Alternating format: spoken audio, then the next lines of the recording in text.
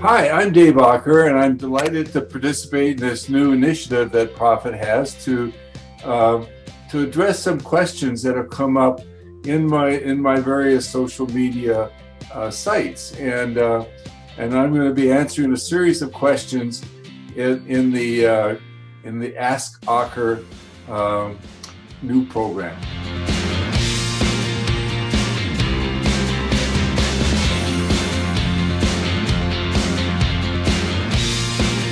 In the first place, a brand strategist should be able to guide and motivate, even inspire employees and customers and investors and other stakeholders by creating a brand vision and creating a vision of what the brand should stand for. Usually 3 or 4 major things, 3 or 4 other minor things that the brand stands for. You want people to think of those associations when they are confronted with a brand or a decision that involves the brand. And that brand vision should then sort of guide everything the organization does, including the other members of the marketing team and the communication strategies.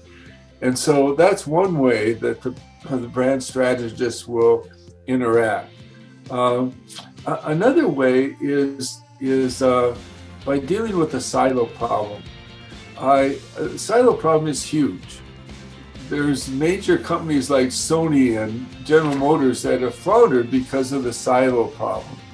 The problem is that organizational units within a company that need to cooperate, that need to collaborate, don't, because they're silos. And it's kind of a management vehicle. It was developed actually by a guy named Sloan at General Motors in the 30s, but it's decentralization. It's a way to manage an organization, but it creates enormous branding problems. And I wrote a book called Spanning Silos, based on a study I did in which I talked to 50 CMOs and asked about this silo problem and what can be done. And they all agreed it's really inhibiting efficiency, it's inhibiting effectiveness, and sometimes it results in paralysis in the organization. And the brand strategist or the marketing CMO can do a lot to alleviate that. And one of the things they can do is they can form cross-functional teams.